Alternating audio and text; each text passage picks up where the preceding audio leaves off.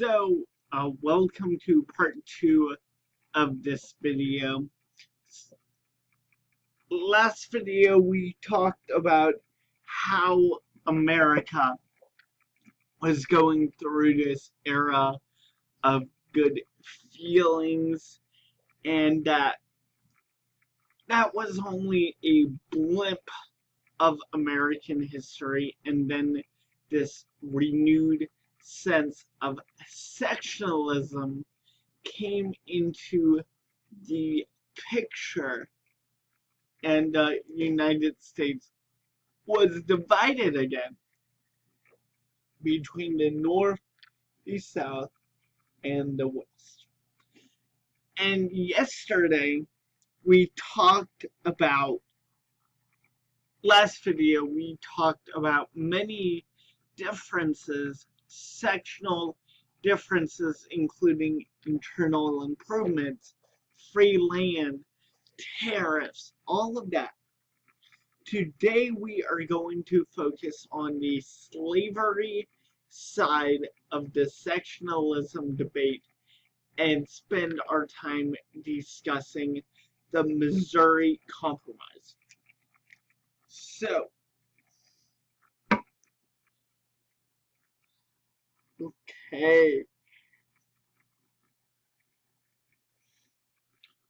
Okay, we talked about this balance between free and slave state because that was important before we start talking about the Missouri Compromise. Balance of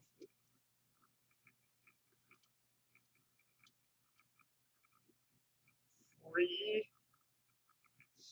state and slave state.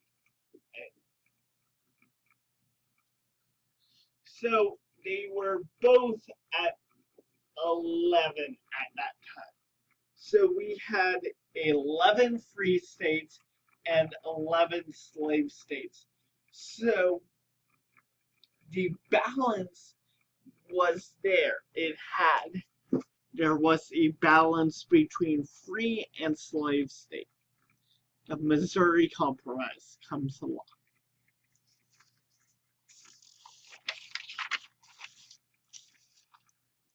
During the early 19th century, the sectional lines between the free North and the slave South were being gradually drawn. Slavery began to gain prominence as a national issue. So slavery became a national issue, and the South became solidly unified behind slavery as it became more critical to their economic success. By 1819, the United States was comprised of an equal number of free and slave states, 11. So we had 11 free states and 11 slave states. In 1812, Louisiana had entered the Union, and the balance of the Louisiana Purchase was organized into the Missouri Territory. As the population trickled westward, many Southerners and their slaves settled the region north and west of St. Louis. In 1819, the settlers petitioned the House of Representation for admission of the state of Missouri as a slave state, since the population exceeded the required 60,000. So it could be a state. Missouri was the first area west of the Mississippi to apply for statehood that was entirely part of the Louisiana Purchase. So, the balance of power between free state and slave state will be mixed. And in the next few videos, we are going to be talking about westward expansion. And these two ideas is kind of mixing together the growth of slavery and the growth of our country. So, the balance is uneven. 12 slave states and 11 free states. What are we going to do? Missouri's petition became another sectional era issue and led to the end of the era of good feelings. Northerners opposed adding Missouri as a slave state because it would upset the current balance of free and slave states. During the debate over Missouri's admission, Congressman James Talmadge of New York introduced an amendment stating that no more slaves could be brought into Missouri and that all slaves born in Missouri after the territory became a state would be freed at the age of 25.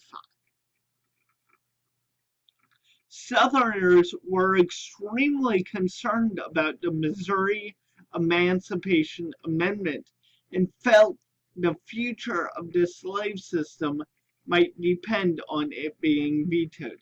They were aware that the amendment could set a damaging precedent for all of the Louisiana Purchase and any land west of the Mississippi.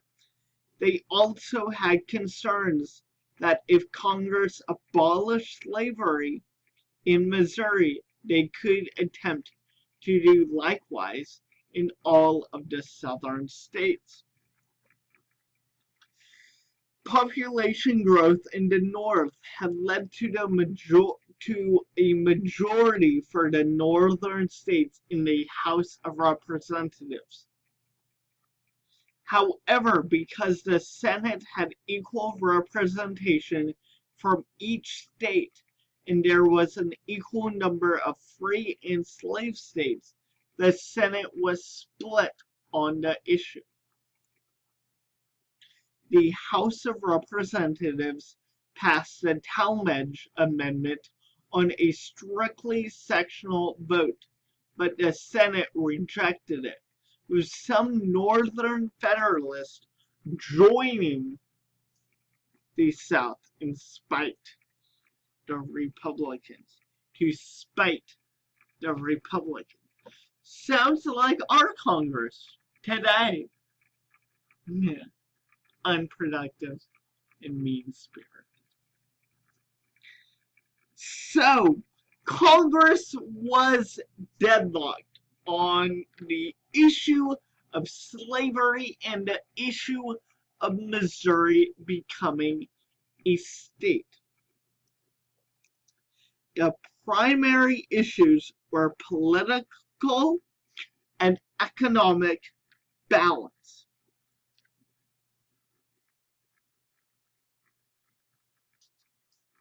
Northerners were concerned that Missouri and any other new slave state would be overrepresented in Congress based on the 3/5 compromise, which said 60% of slaves were counted in determining a state's delegation to the House of Representatives.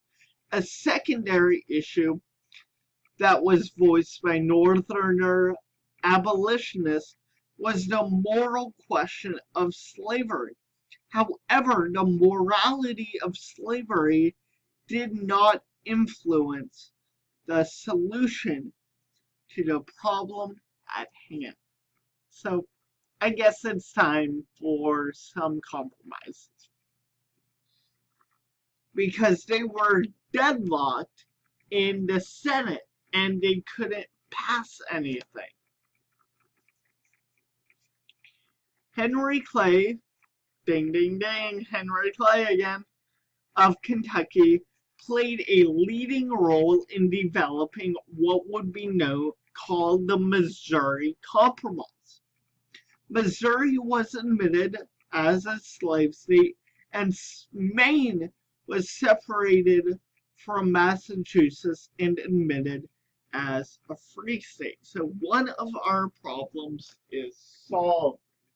The balance of slave state versus free state with the adoption of Maine.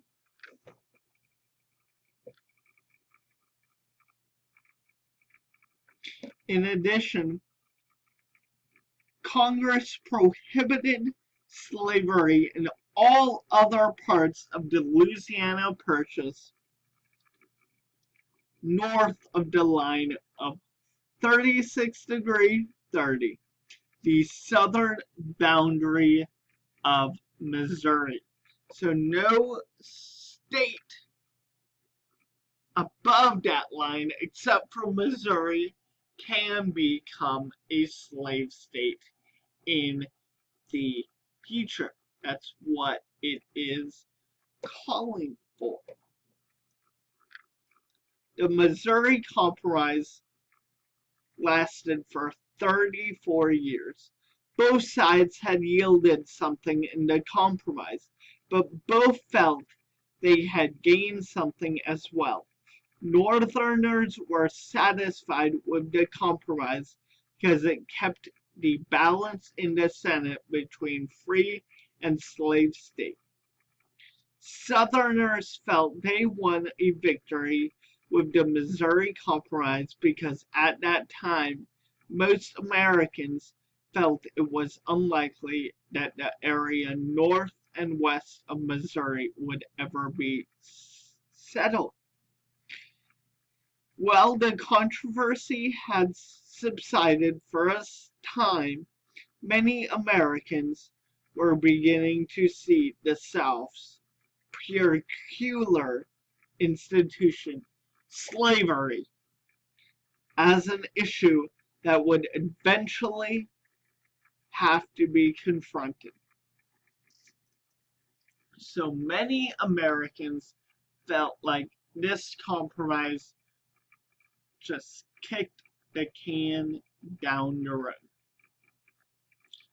And that will last for 34 years until the Compromise of 1850. And that compromise will last for a few years until the Civil War. This issue won't be resolved until after the Civil War.